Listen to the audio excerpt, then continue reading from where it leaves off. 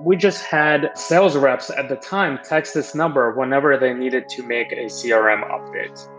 And then they would securely share their Salesforce credentials. We would have somebody from Troops log into their Salesforce and make the update for them behind the scenes. Obviously, there's some security implications. So this wasn't something we could scale, but it's something that we could roll out in a matter of days, get a bunch of customers on board and prove, is this something that people want?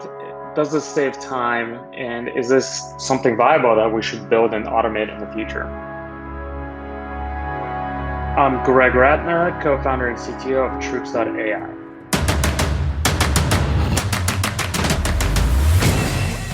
This is Code Story, a podcast bringing you interviews with tech visionaries who share in the critical moments of what it takes to change an industry and build and lead a team that has your back.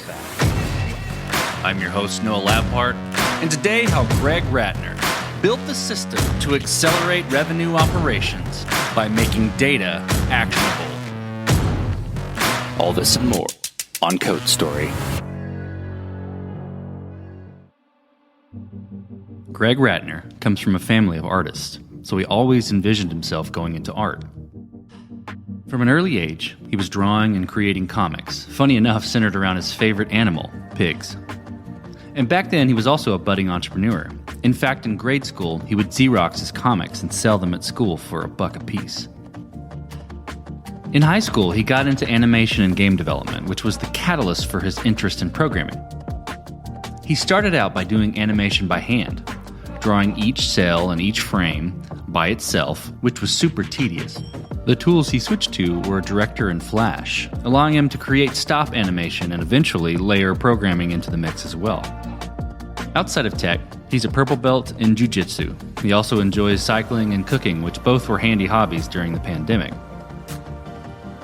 After feeling the pain of having to log into a myriad of tools day to day to get their jobs done, Greg and his co-founders decided to build a connected application to drive revenue communications.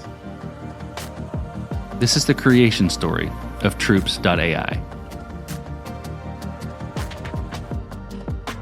Troops has really started based on a premise that consumer software has been getting really, really cool and user-friendly and awesome over the past decade. And at the same time, we use those intuitive apps on our phones, and then we get into work and we have to use software to do our jobs every day. That's definitely stuck in a couple of decades behind. Enterprise software, especially in industries outside of technology and engineering, oftentimes has been developed a long time ago. It's complicated, it's hard to set up. And then ultimately, in many of the cases, it's designed to bring transparency or visibility to your boss or to your boss's boss. And for you as a person doing your job every day, this is just another administrative task you have to do. So my partners and I saw this trend and decided that in 21st century, we can do much better than that. And we're able to build software that's going to connect to the existing systems and allow everyday people to build workflow without any coding and automate many of the common tasks that they have to do day to day without having to bring in an engineering team or take a long training course. So the real idea behind Troops is we connect to many of the systems that customer-facing teams use, and those are the systems like Salesforce, HubSpot, Zendesk, and many, many others. And we detect when a data change happens, and we're able to notify the person who needs to know about this data change instantly and tell them what next steps they should take next. So for example, if you're a sales rep and you just had a first meeting with Coca-Cola, we can send you a message in Slack or Microsoft Teams, a place where you're already communicating with your coworkers, and let you know, hey, first meeting just happened. Please record top 3 things that are important to note after this meeting. It might be the close date, it might be the budget, it might be the next steps. And very quickly on mobile or on desktop, the person doing the work can quickly update their CRM without having to log into a heavy system, search through a bunch of records, scroll through a bunch of fields, and then having to fill in a bunch of data that's available in other systems or not required for this particular step. The companies that we work with apply this to hundreds of different things, which saves them tens of hours every single week. Let's dive into the MVP. Tell me about that first product you built, how long it took you to build, and what sort of tools you used to bring it to life.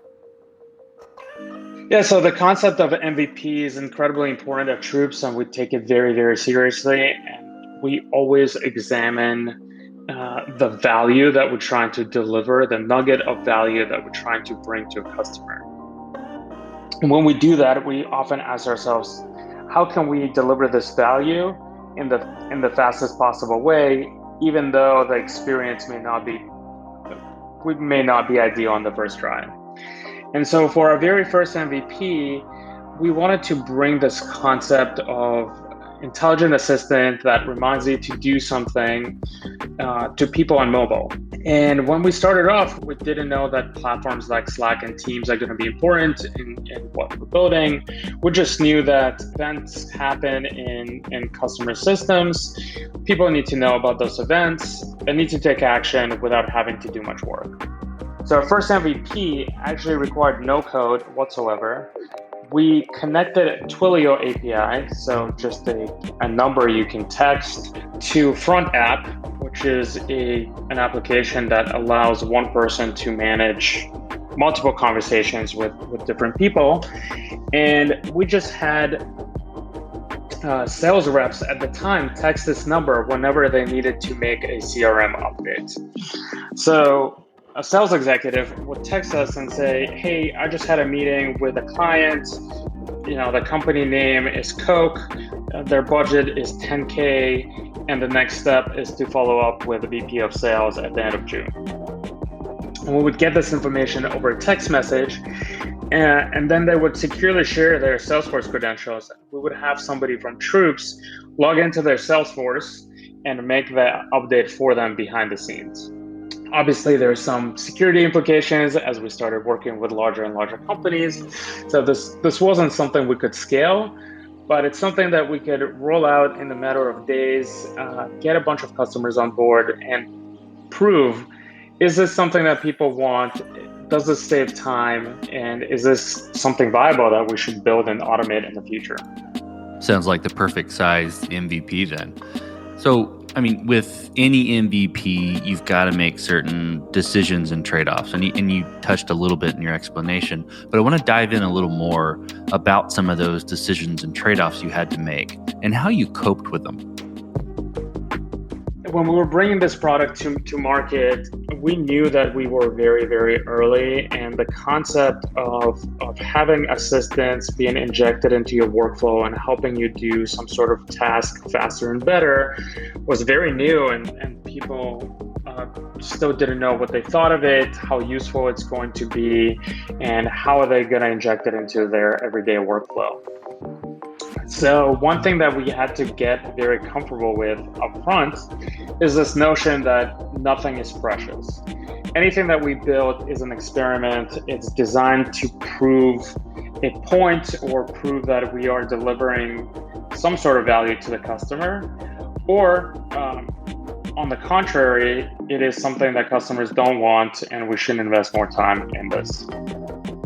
So because of that, and because we were creating this new category that people didn't know about, we had to get comfortable very, very quickly to constantly burn product to the ground and start over. We would start with a small experiment, we would ship it to customers. It might have technical debt, it might be rough around the edges, and very quickly get their feedback and understand, do we want to continue doubling down on this? Or was this a failed experiment and we should scrap it and move on? This kind of notion made a huge impact on how we made future hires, on our workflow. People who are very precious with the products that they build ended up not doing well at Troops because of that. So this became a pillar very early on, and until the market and the product really matured, this is something that we really made sure was deeply ingrained into the troops culture. You ran through lots of experiments, you moved quickly, and you scrapped what didn't work. From there, you get a working product. How did you progress the product and mature it? And then I'm interested also in how you built your roadmap and decided this is the next most important thing to build. Yeah, in terms of product maturity, it was a very much an iterative process. Very early on, we decided that in order for us to continue experiment and get good data points on our experimentation, we have to move to continuous development to production. At this point, this was 6 years ago when many of the companies were still adverse to deploy into production this quickly. So we were on kind of the early end of the early adapter curve for shipping a product this quickly to our users. Shipping this quickly really allowed us to experiment very, very fast and allowed us to see, hey, is this an investment that we want to make in a long term, or is this a nice to have and we should move on to more critical priorities? So some of our roadmap really resulted from the fact that we shipped some features to production. We were able to get real customer feedback from everyday usage. We were able to understand what nuggets of value do those features deliver, and more importantly, what are the types of features that customers would actually pay for. Once we had good signal on that, it really built into our roadmap building where we could say, hey, we launched 5 products last quarter. Out of them, 4 did not perform very well or performed in various degrees of uninteresting. But there is one that really picked up and swept the market, and customers wrote into our chat and our email and asked us to add more features, or they asked how can they take advantage of this feature in a better way, or to give it to more people on their team. And this kind of signal is incredibly important to building your roadmap, because it really defines priorities for the kinds of things that are going to help you grow and bring revenue. Negative feedback or positive feedback, just excitement around a feature, even if it's, hey, this is only 10% of what I need the other 90, is an incredible signal to say, okay, we have real users, they have a real use case, and they're really motivated to get on board for this ride and give us feedback, because it's something that will deliver value for them. Well, then let's switch to team. So you mentioned team a bit earlier, but I want to dive into it a little bit more. How did you go about building your team, and what did you look for in those people to indicate that they were the winning horses to join you? Yeah, early on, we definitely went through a lot of soul searching to figure out what is the best fit for an early team for a product that is highly technical and creating a brand new category in the space. And we had lots of learnings. That means that we made a lot of mistakes and also eventually made some really good decisions. In terms of the early team, and this is something that I'm incredibly proud of in terms of engineering culture that we were able to build and the kind of talent we were able to attract. It really resulted from the fact that we decided very early on as a founding team to not compromise on the bar of talent that we hire. And this is going to sound like platitudes, and lots of people talk about this, about hiring strong performance and things of that nature. All of this is good and well in theory, but in practice, what that meant is we needed to hire on the engineering team people who are very strong technically, but also very entrepreneurial. They understand the business value of the features that they're building. They're able to pivot very quickly. They're able to not treat their creations as precious and be able to throw things out that don't work, regardless of the amount of time investments that they put in. And do all of that with a company that doesn't have a brand, doesn't have a lot of funding, in a category that many people still don't understand, is very, very, very difficult. And in practice, in order to do this, that just meant that me as a CTO had to do hundreds and hundreds of phone screens, and then dozens and dozens of interviews following that to hire a single employee. So to hire our early team, it took almost a year to hire 6 people. And we definitely felt a lot of pain as part of this process. Incredibly time consuming, incredibly discouraging, especially when people don't accept the offer in the 11th hour after many, many hours of interviews. And at times, it really made us reconsider, are we on the right path? And should we be putting this much effort into our early team? And as the years went on, those are the people that are still with us and have been with troops for 5-6 years at a time in some cases. And not compromising on this talent and really getting people who are really bought into the vision, really excited to build and learn alongside of you and make decisions for the long run. Those are the type of people who you really want on the early team. So now looking back and looking at all the progress that we made and all the amazing hires that those people were able to help us bring in after, this was worth it, and I would do it again 10 times out of 10. So in terms of advice, my advice to entrepreneurs building in early teams is, no matter how painful it is and no matter how crazy it might seem in the short term, be incredibly selective into finding people that are excited about your brand, excited about your mission, and excited to learn alongside of you, no matter how long it takes and no matter how many false starts you're going to have on this journey. Because those are the people who are really going to pave the way to the kind of future you want to have and to the type of growth you want to see. This episode is sponsored by Vanta. You're a startup founder. Finding product market fit is probably your number one priority. But to land bigger customers, you also need security compliance. And obtaining your SOC 2 or ISO 27001 certification can open those big doors. But they take time and energy, pulling you away from building and shipping. And that's where Vanta comes in. Vanta is the all-in-one compliance solution helping startups like yours get audit ready and build a strong security foundation quickly and painlessly.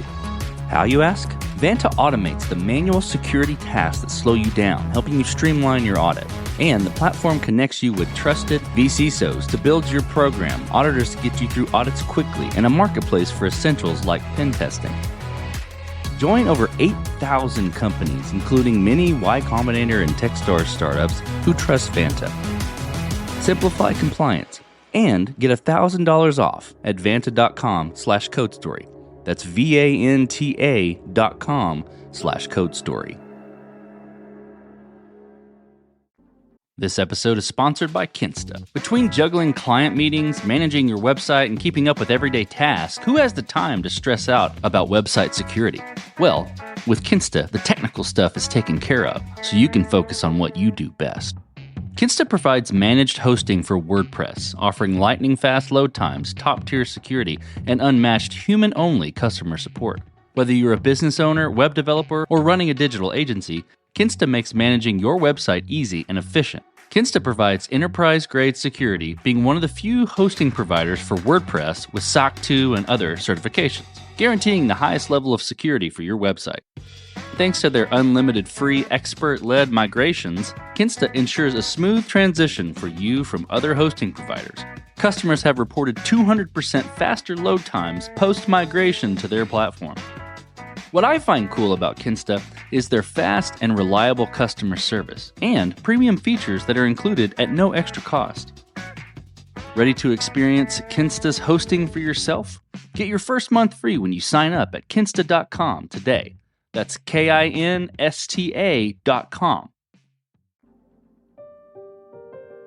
So let's talk about scalability. So did you build this to scale efficiently from day one, or were you fighting this as you grew? Because we were experimenting early on, we definitely did not build in scalability out of the gates. Oftentimes we scrapped entire product lines, so investing in scalability early would have been just a delay in time to market and delay in resources before we move on to something else. And as our product matured, this is definitely something that we had to tackle, and we had to build the plane as we were flying it in many cases. And we definitely learned the hard way in terms of what areas we absolutely have to think about scalability out of the gate, which parts of the system, and which parts we can release an early version, not worry about scalability, and fix it retroactively.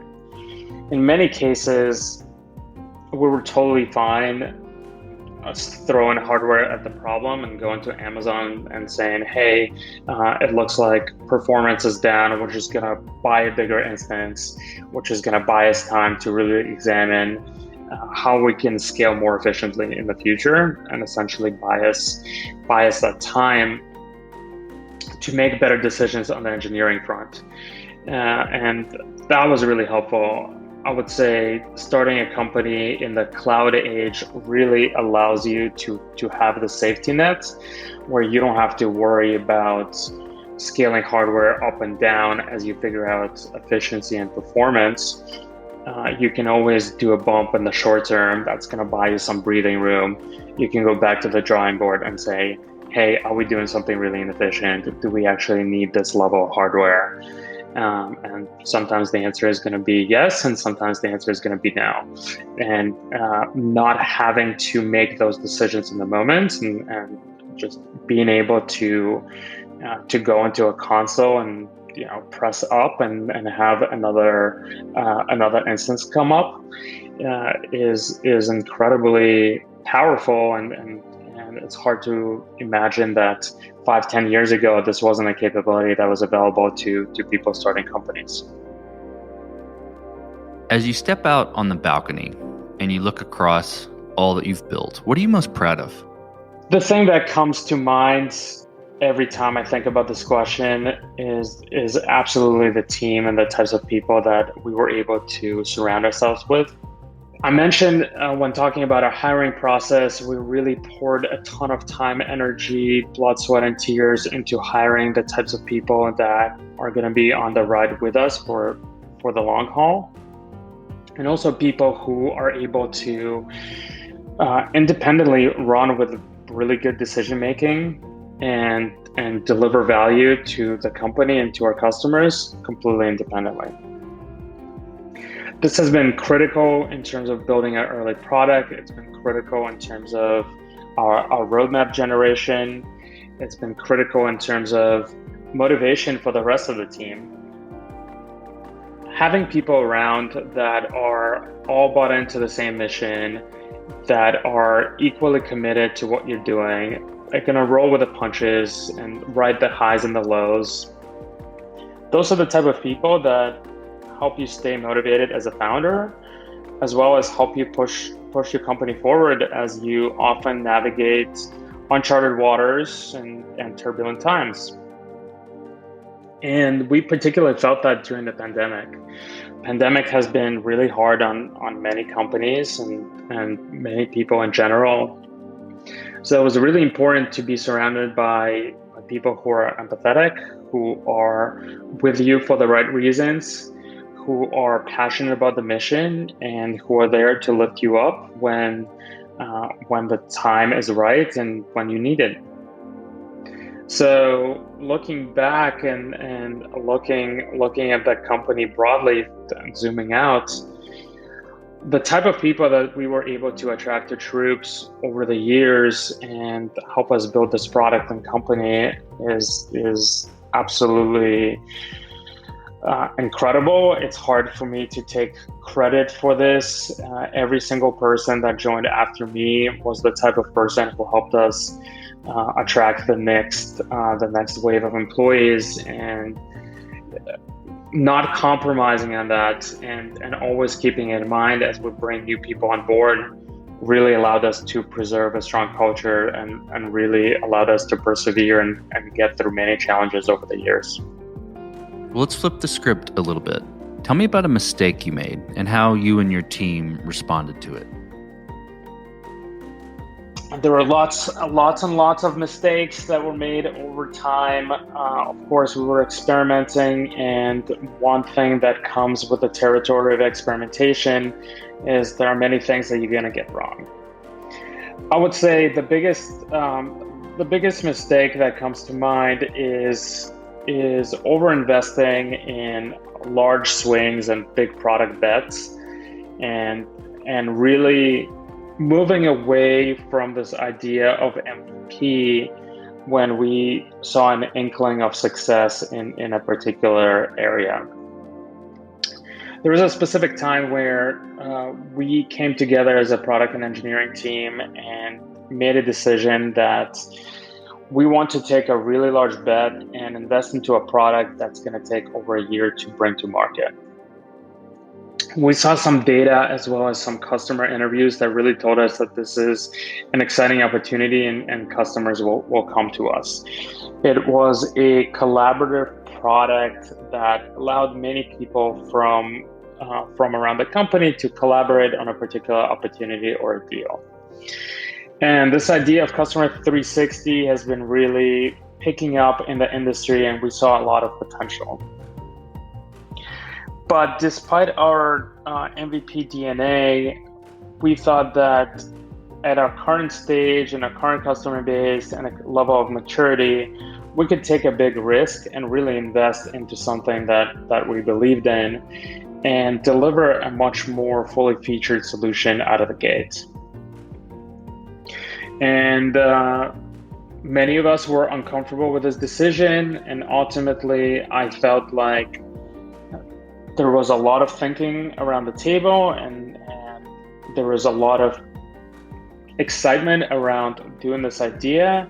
And even though I had some reservations about the level of effort, it was best to disagree and commit and push forward and really double down on this big concept and idea. At the end of the day, it took an entire engineering team offline for over 10 months to bring this product to market, to bring the first version of product to market. And then it took additional 4 or 5 months to polish this product further and to iterate on it and make changes. And ultimately, looking back at it a number of years later, this product resulted in just a handful of customers coming to us and adopting it and making it a big part of their solution. So as a product as a whole, it was very incremental in terms of a growth. It was a huge cost and time investment. And ultimately, in the grand scheme of things, it was a flop compared to many other products that we've shipped before and after. So this was a really tough pill to swallow because startups are resource constraints, and especially when you have the entire team working on this one particular swing for this amount of time, you have to rally the troops, you have to get people excited around the mission, and you have to tell them that this is the sort of idea they should really put their heads down and push forward with. And ultimately, when this becomes a flop, this is a very hard pill to swallow. So yeah, when we brought this product to market and it flopped, this was a time where I could either lose all future credibility, or I can take ownership of this mistake, come clean, really acknowledge the fact that this was a dangerous proposition that ended up being a bad gamble, and we paid for it with time and resources, and we should learn from it. So this was a tough moment in the troops' journey. It required a lot of strength and fears from me that my team is going to lose confidence in me as a leader and in us as a company in terms of direction. But ultimately, it's best to come clean and acknowledge this and hope that transparency and ownership is going to allow people who expect to lead you, to forgive you, and give you another chance to course correct and learn from it. And ultimately, I would say a vast majority of the team were receptive to this, and I'm very happy to report that this is something that has stuck with me, has stuck with many people on the team, and again solidified and reinvigorated this idea of always start small, always deliver a small nugget of value, always prove your hypothesis before you double down. Otherwise, you're going to end up in the same situation, no matter how good of a data set or how good of a customer testimonials you have up front. Well, what does the future look like for Troops, for the product and for the team? It's been a really exciting year for us as a company. There's a lot of excitement in the ecosystem. Troops' original product really sat in the cross-section of two systems, Salesforce and Slack. We really pioneered this notion that Slack and now Microsoft Teams are becoming the web browser for the modern workforce, and this is where people spend a ton of time doing work. And this is where they expect to interact with many of their systems that they use day to day, like SaaS systems, including CRM. As a result of really beating this drum for half a decade, this ecosystem has been getting a lot of attention, and in many ways that's culminated with Salesforce buying Slack or announcing that they're going to acquire Slack at the end of last year. Has brought a lot of attention to what we're doing. By that time, our platform has already expanded to have both Slack and Teams, as well as a dozen of different backend systems beyond Salesforce that we connect to. So the future of Troops is really this platform, a platform that allows citizen developers to go in, automate the tasks that they do manually today, deliver those tasks in a place where people are already doing work, which is a messaging interface, and do it in smarter, faster ways in the future.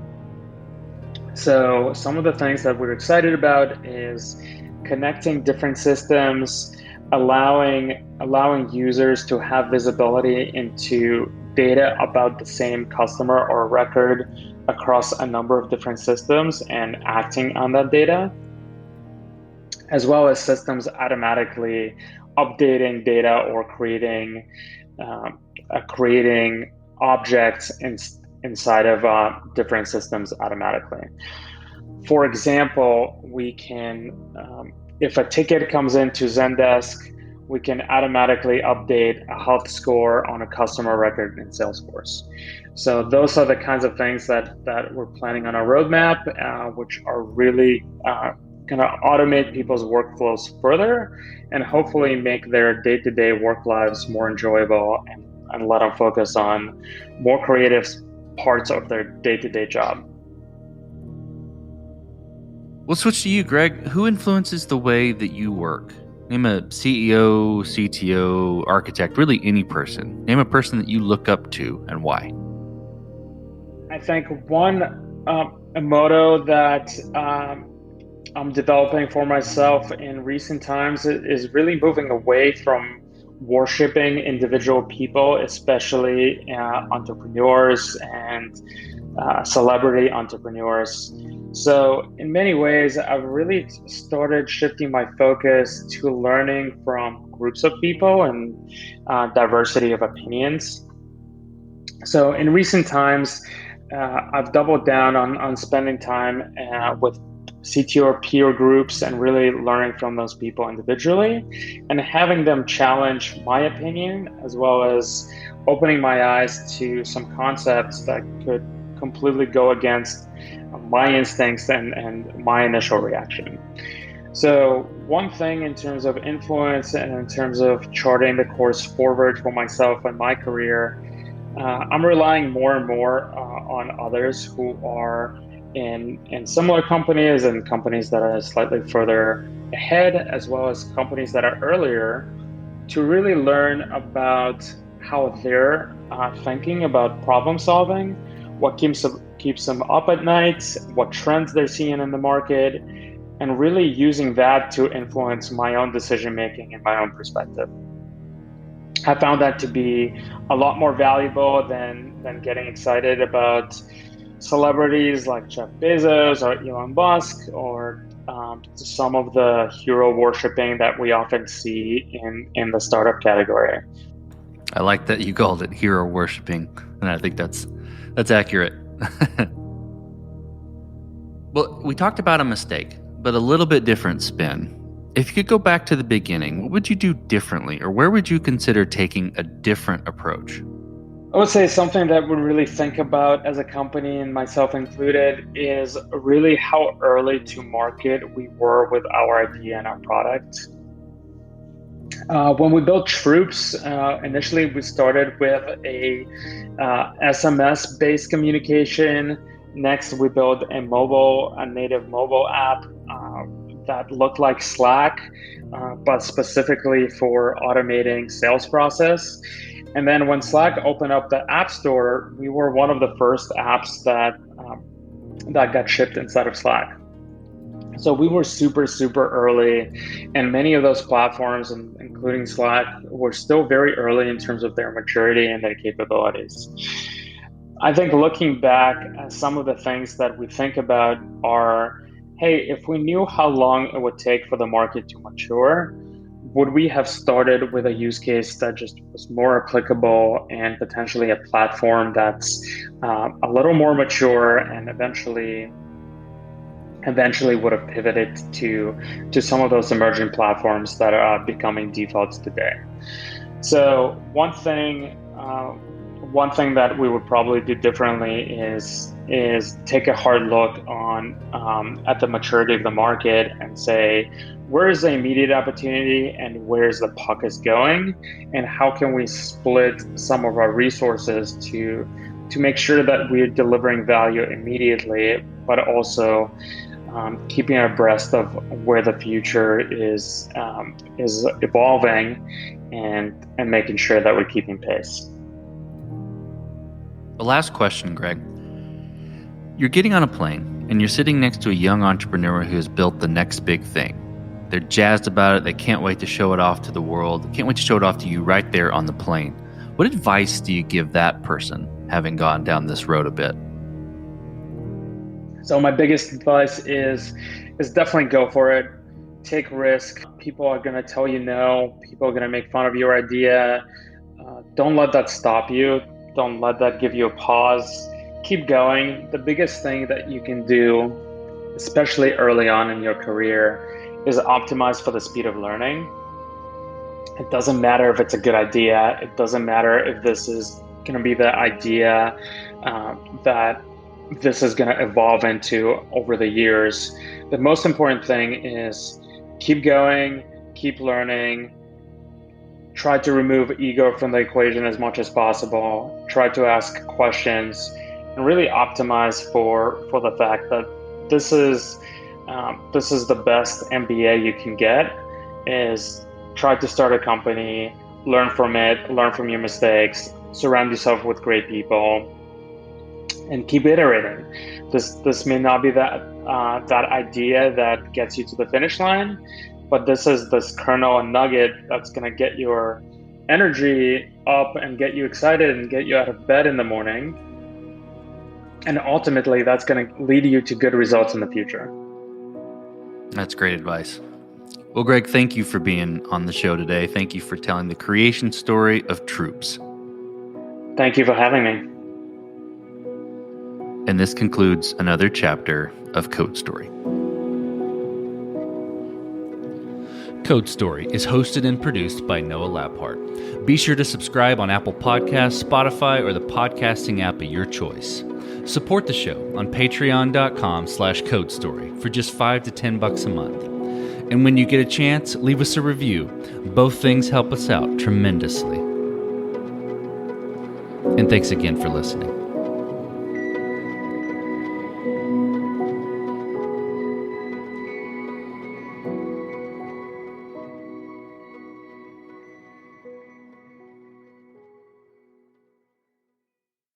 You just realized your business needed to hire someone yesterday.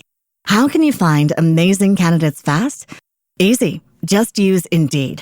Stop struggling to get your job post seen on other job sites. With Indeed sponsored jobs, your post jumps to the top of the page for your relevant candidates, so you can reach the people you want faster. According to Indeed data, sponsored jobs posted directly on Indeed have 45% more applications than non-sponsored jobs. Don't wait any longer. Speed up your hiring right now with Indeed. And listeners of this show will get a $75 sponsored job credit to get your jobs more visibility at Indeed.com/PODKATZ12. Just go to Indeed.com/PODKATZ12 right now and support our show by saying you heard about Indeed on this podcast. Terms and conditions apply. Hiring? Indeed is all you need.